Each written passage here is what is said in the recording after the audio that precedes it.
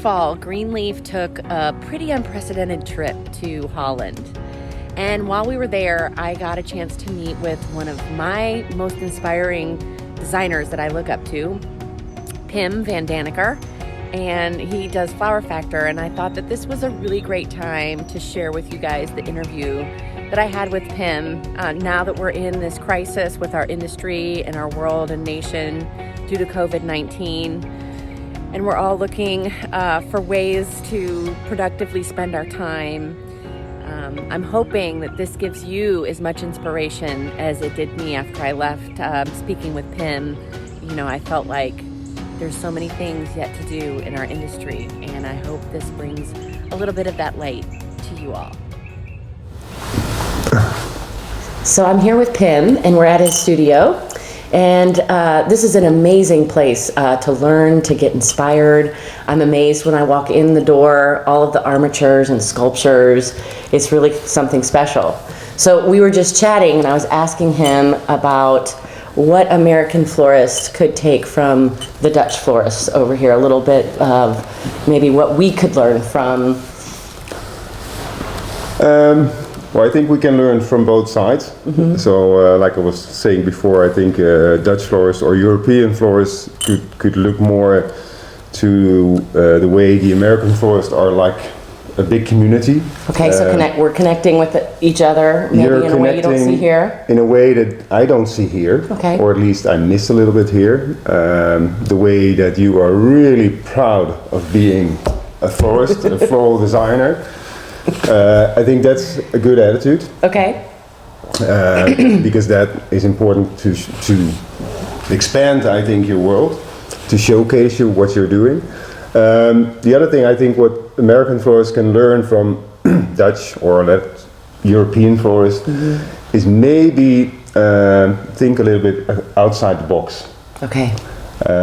What I see a lot of cool stuff happening, mm-hmm. but it's always a little bit with a traditional twist. Okay. And maybe it's good to go way outside of the box that. And then what do you think that can do for us as a trigger, maybe even to consumers in America? I think what we have to realize is that everyone always wants to be inspired. Right. Everyone always wants to have a new way of looking at things, and it doesn't matter if you're a florist. It's part of our human condition, right? It's who we are. Yeah. We always want to see what's behind the door, mm-hmm. what's behind the tree, what's behind.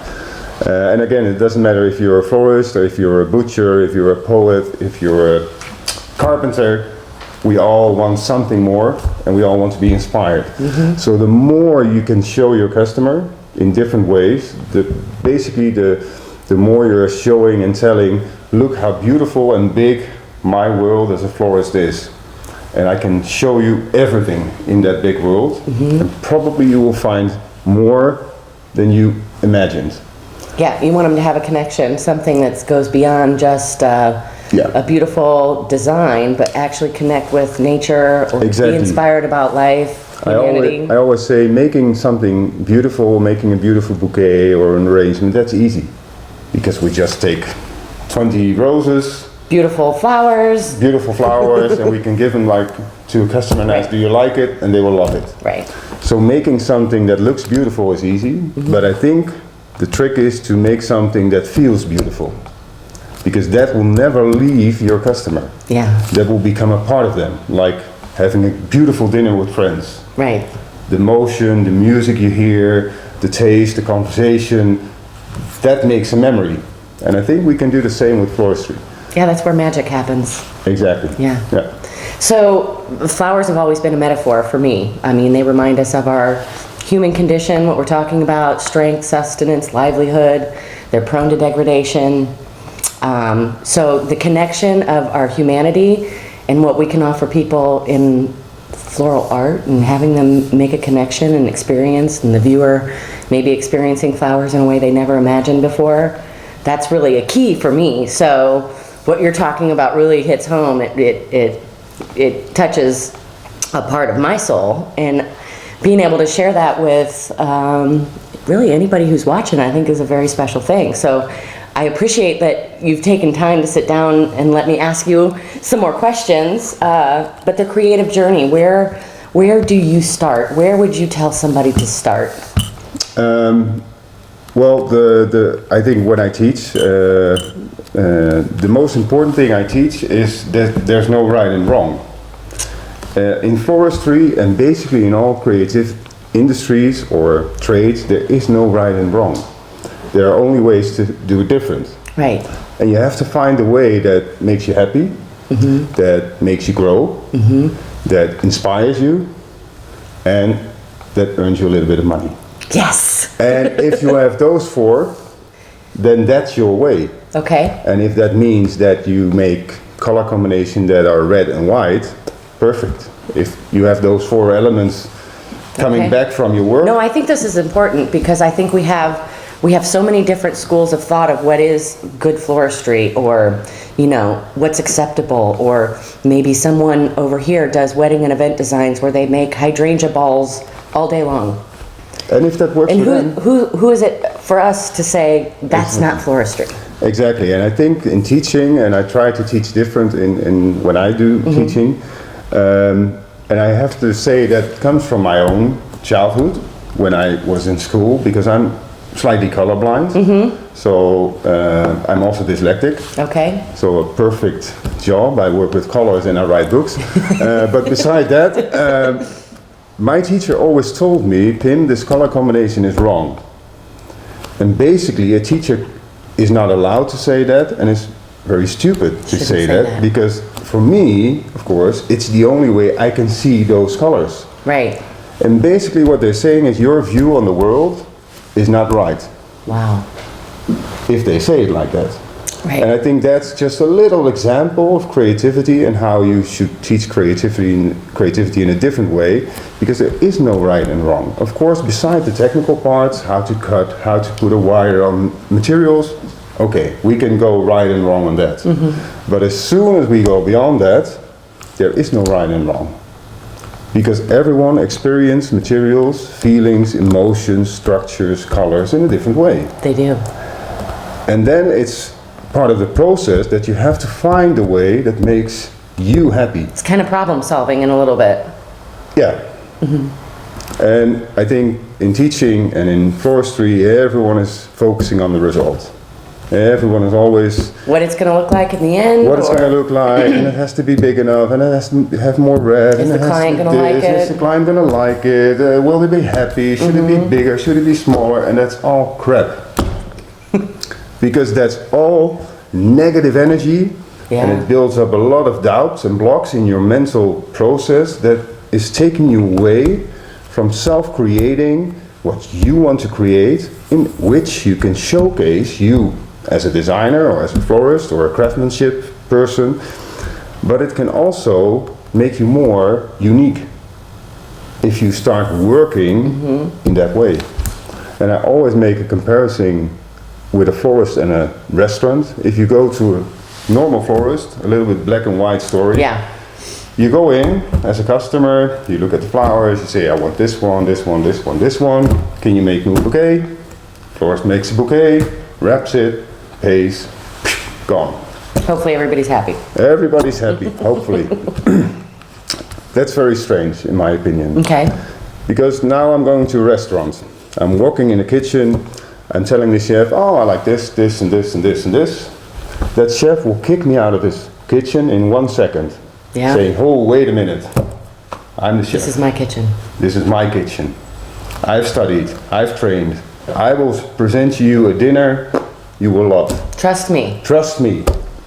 So florists also need to take the lead instead of letting them lead to customers. Right. Because the customer is nothing more than someone who loves flowers and plants. Right. Same as us. They'll just end up spinning around and spinning in wheels like a revolving door. And I always get one thing, and that's probably in America too. If I teach, then the florists say, yeah, and then the customer is coming with a Pinterest photo of a bridal bouquet. And then I don't want to make it. That's where you start your direction to lead from. And I always say, but how does that photo became on Pinterest? So some florists made it. Right. And never make something that you don't like and sell it. Because there's a big chance your customer will love it and will come back for it. And then you have to make it again. And then you're known for it. And then you're known for it. But if you don't like it, then probably don't make it.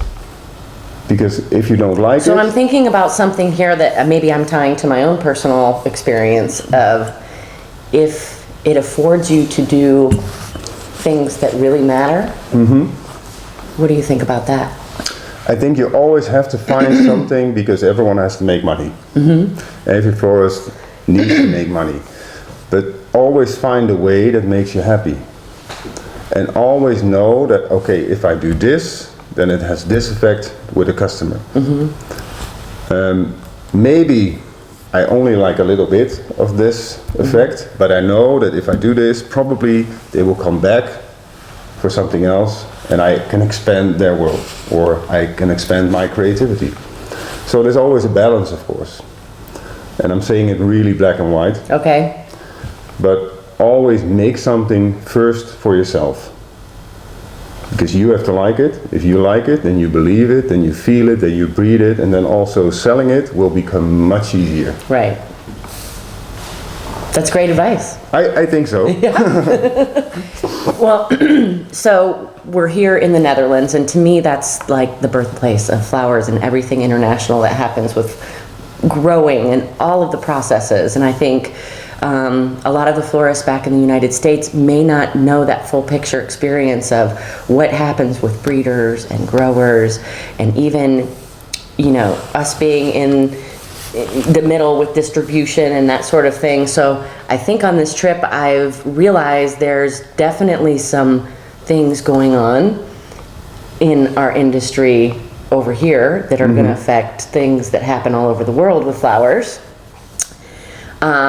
Particularly trying to connect the florist directly to the grower. Yeah. So, and maybe this is not a portion of the interview that I would necessarily share a lot, but I'm curious to know, because I feel like there's room for the florist who makes the roundy moundy, and the florist that paints the flower, and the florist that preserves the flower, and the florist that creates unimaginable floral installation art that inspires people.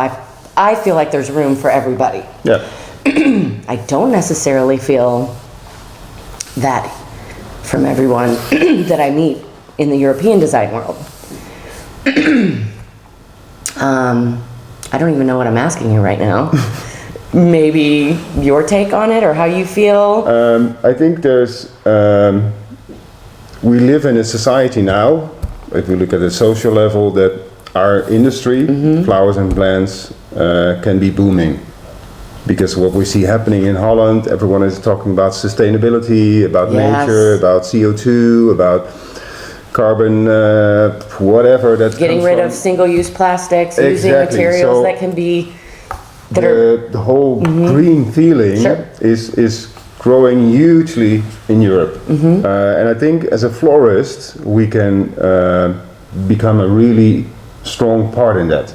But I think we also have to think about what is the florist now, what has the florist been 20 years ago, and what will the florist be in 10 or 20 years. Yes. And I think that the florist will not be the florist anymore. Okay. I think the florist maybe is a person or a shop where customers go for their green health, for their emotional health, for emotional gifts or green gifts. And being I think closer to nature in some sort of way. Being close to nature and focus on what you do. Like you said, I think there's room for any type of florist, but you have to focus and you have to really make a statement in what you do.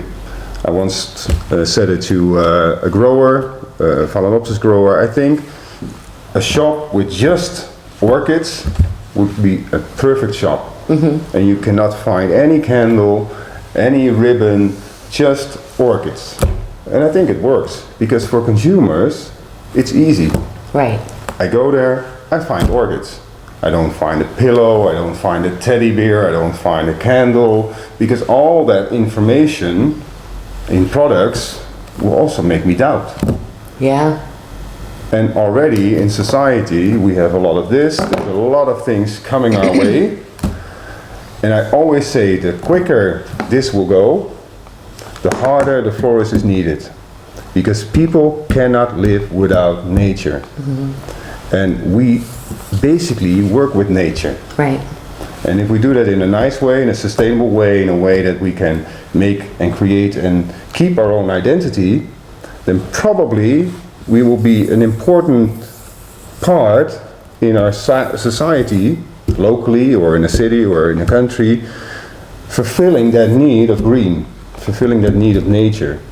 Because not everyone is capable of going on a 3 weeks or a 4 week holiday into Alaska or into the woods or whatever To find those moments in the moment. in the moment, in nature.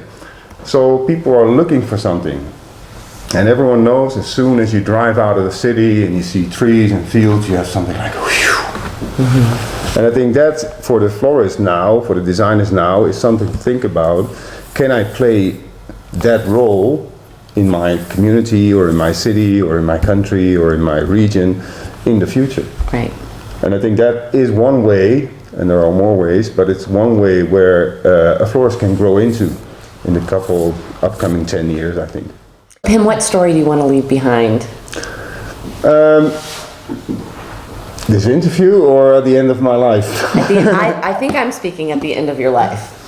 Well, I have still too many ambitions. There's still 10 books floating around in my head that need to come out. There are still a lot of things that I want to do, but I think the most important thing is that I've realized in the last 25 years I've been working in the flower industry is that every florist has talent.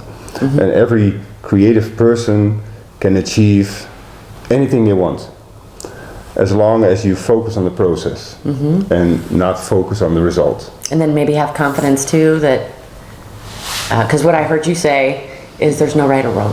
There is no right and wrong. And if you stick to your own plan, if you really feel that, breathe that, become that, and trust in that, then you can do amazing things. Because I just look at myself. I'm still that very dyslexic boy who was bullied a lot. I'm slightly colorblind. So how is it possible? How is it possible that I'm doing what I'm doing? And I think if I can do it, everyone can do it. Everyone can do it. Everyone can do it. So that's legacy to leave behind. That's a really special. I hope so. Yeah. And I think it's important to realize that your weakness is important to realize what your weakness is, because your weakness is ultimately part of your biggest strength. Yeah.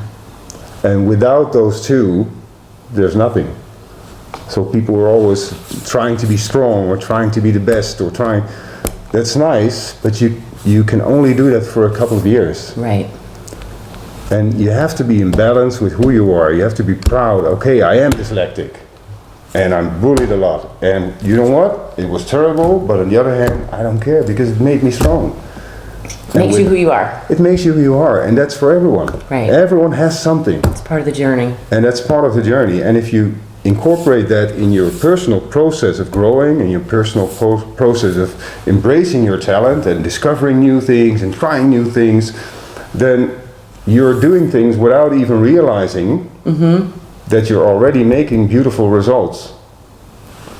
And I think that's, for me, the most important thing. Very cool. I want to make sure everybody knows about Flower Factor, knows about what you do here. Can you explain to everyone what you're offering?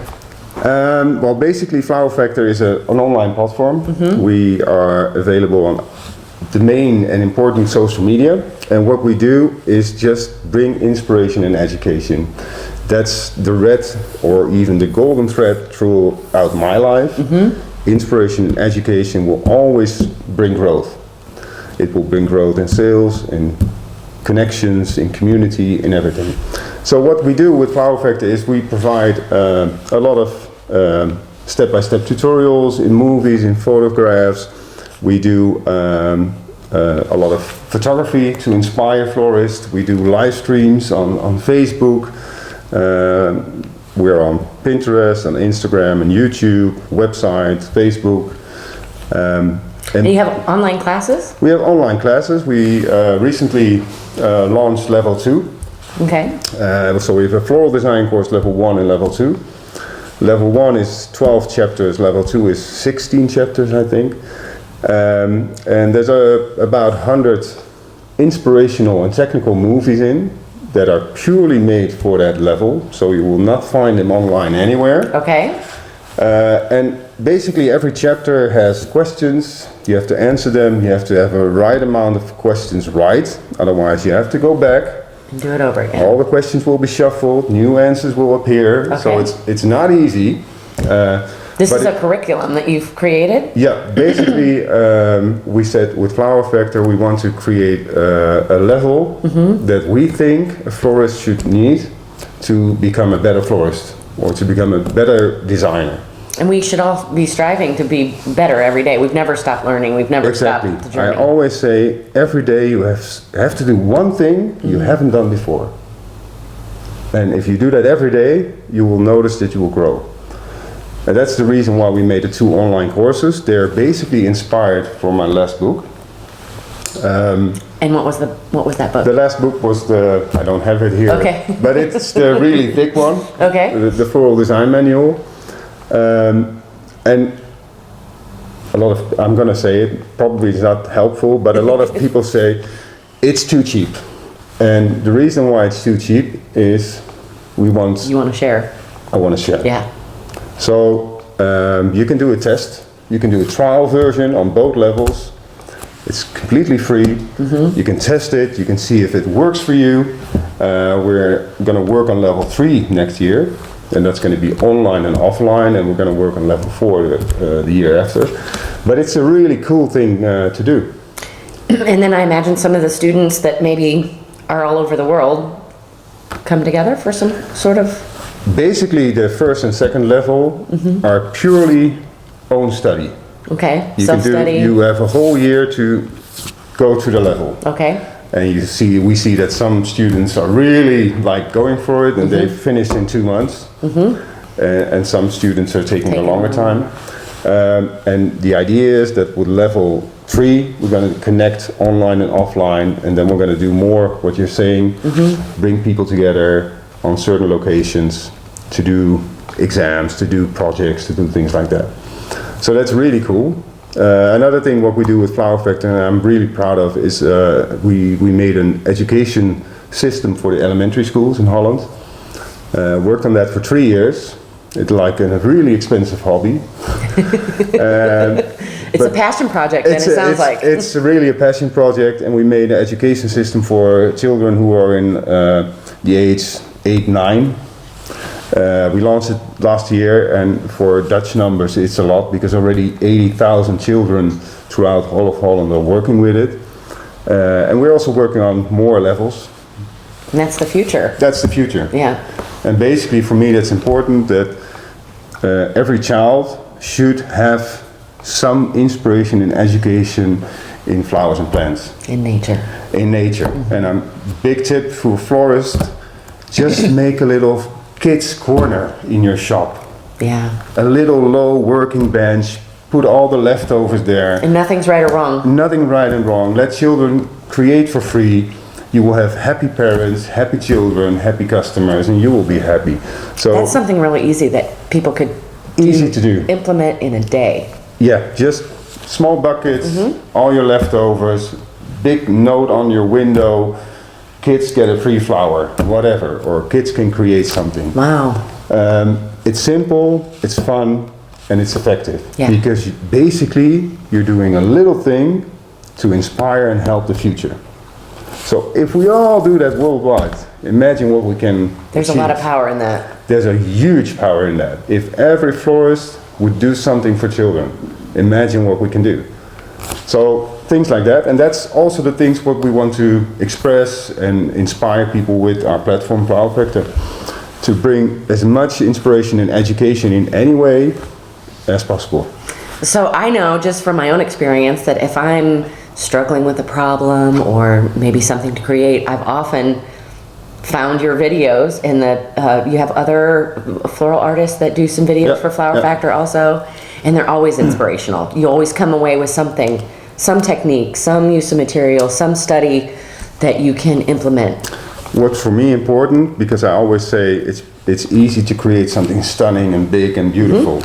If you want to see that, just buy books, because they're full of it. When I give a lesson or a demonstration or what we do on Flower Factor, I want to show things that everyone thinks, wow, I can do this afternoon. Yeah. Or I can do that little thing right now or tomorrow. Because I know that if I can make it easy for florists, that they will try it. And once they try it, they can then see, will it work for me or won't it work for me? And in 90%, it will always work. Because you make it simple. Right. And that's the same with a demonstration. When I give a demonstration, things are going wrong. I drill in my hands, or I cut my finger, or I break glasses. I don't care, because I'm not there to make beautiful things. I'm there to showcase how easy it is to create something quick, funny, quick, different, beautiful, or whatever. Do you get stressed out in those moments? No, never. Okay. No, because it's useless. Because it's not about the result. I don't care what I make on a demonstration. Okay. I care about the process and how I show it. Because if I can make it easy and people think, oh, I can do that too. Do that. Then I have achieved something. And if I make a beautiful design that I've prepared already for 2-3 days and I just put in some flowers, then of course everyone will say, ah, beautiful. And they will leave and it will just be a beautiful thing. Right. There's nothing indelible that's really left behind except... No. And that's for me a different way. That's what we try to do with Flower Factor, to really showcase that. Yeah. Those are all really beautiful inspirations. I think that this is a lot for all of us to be inspired by, look deeper into ourselves, maybe even start to plan our journey out a little bit more intentionally of what we're going to align ourselves with, and where design can take us, where flowers can take us, where nature, children, all of these things are connected. So really beautiful to sit down with you and ask you a few questions. We appreciate it. And I want to share with you this beautiful studio. So come along and see everything in Flower Factor that Pim has created.